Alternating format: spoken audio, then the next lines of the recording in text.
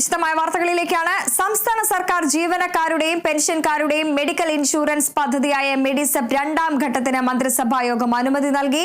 രണ്ടാം ഘട്ടത്തിൽ അടിസ്ഥാന ഇൻഷുറൻസ് പരിരക്ഷ 3 ലക്ഷത്തിൽ നിന്നും 5 ലക്ഷമായി ഉയർത്തും. വിവരങ്ങളുമായി കെ.സി. ഉണ്ണികൃഷ്ണൻ ചേരുന്നുണ്ട്. ഉണ്ണികൃഷ്ണൻ, വിവരങ്ങൾ. തീർച്ചയായും സർക്കാർ ജീവനക്കാരുടെ ഇൻഷുറൻസ് പദ്ധതിയായ മെഡിസെപ്പിലാണ് ഇപ്പോൾ രണ്ടാം ഘട്ടത്തിന് ഇന്ന് ചേർന്ന മന്ത്രിസഭാ യോഗം അനുമതി നൽകിയിരിക്കുന്നത്. രണ്ടാം ഘട്ടത്തിൽ അടിസ്ഥാന ഇൻഷുറൻസ് പരിരക്ഷ 2 ലക്ഷത്തിൽ നിന്ന് 3 ലക്ഷത്തിൽ നിന്ന് 5 ലക്ഷമായി ഉയർത്തും. അതോടൊപ്പം തന്നെ 41 സ്പെഷ്യാലിറ്റി ചികിത്സകൾക്കായി 2100-ലധികം ചികിത്സാ പ്രക്രിയകൾ അടിസ്ഥാന ചികിത്സാ പാക്കേജിൽ ഉൾപ്പെടുത്തും എന്നതാണ് എടുത്തു പറയേണ്ട കാര്യം. അതോടൊപ്പം തന്നെ മെഡിസെപ്പ് ഒന്നാം ഘട്ടത്തിൽ കുറ്റാസ്ട്രോഫിക് പാക്കേജിൽ ഉൾപ്പെടുത്തിയ 2 ചികിത്സ ഒഴിവാക്കിയിരുന്നു. അതും ഇതിലേക്ക് ഉൾപ്പെടുത്തുമെന്നാണ് ഇപ്പോൾ അറിയുന്നത്. കൂടാതെ അധിക പാക്കേജിൽ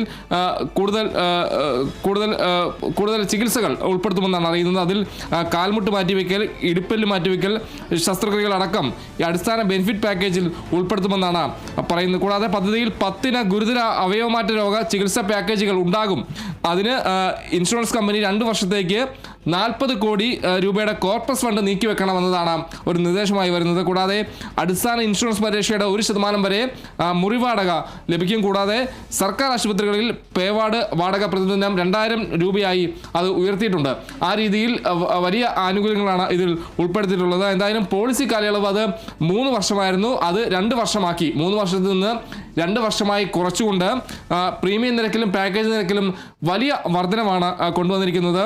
കൂടാതെ ഒന്നാം ഘട്ടത്തിൽ സാങ്കേതിക യോഗ്യത നേടിയ പൊതുമേഖലാ ഇൻഷുറൻസ് കമ്പനികളെ മാത്രം രണ്ടാം ഘട്ടത്തിൽ ടെൻഡറിംഗ് നടപടികളിൽ പങ്കെടുപ്പിക്കുമെന്നാണ് ഇതിൽ പറയുന്നത്. കൂടാതെ ജില്ലാതലം, സംസ്ഥാനതലം, അപ്പലേറ്റ് അതോറിറ്റി എന്നിങ്ങനെ ത്രിതല പരാതി പരിഹാര സംവിധാനവും ഇതുമായി ബന്ധപ്പെട്ട നിലവിൽ വരും.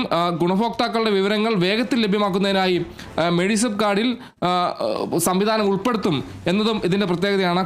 കൂടാതെ ഈ കരാറിൽ നിന്നും വ്യതിചലിക്കുന്ന ആശുപത്രികൾക്കെതിരെ നടപടി സ്വീകരിക്കുന്ന തരത്തിലുള്ള ഒരു സ്റ്റാൻഡേർഡ് ഓപ്പറേറ്റിംഗ് പ്രൊസീജിയർ ഇതിൻ്റെ ഭാഗമായി ഇൻഷുറൻസ് കമ്പനി തയ്യാറാക്കണം എന്നും ഒരു നിർദ്ദേശമായി പറയുന്നു. കൂടാതെ ഈ രീതിയിൽ വലിയ ആനുകൂല്യങ്ങൾ ഉൾപ്പെടുത്തി പാക്കേജിൻ്റെ, അതായത് ഇതിൻ്റെ കാലയളവ് 3 വർഷത്തിൽ നിന്ന് 2 വർഷമായി കുറച്ചുകൊണ്ട് കൂടുതൽ ആനുകൂല്യങ്ങൾ ഉൾപ്പെടുത്തിയാണ് ഇത് പരിഷ്കരിച്ചിരിക്കുന്നത്. എന്തായാലും രണ്ടാം ഘട്ടത്തിന്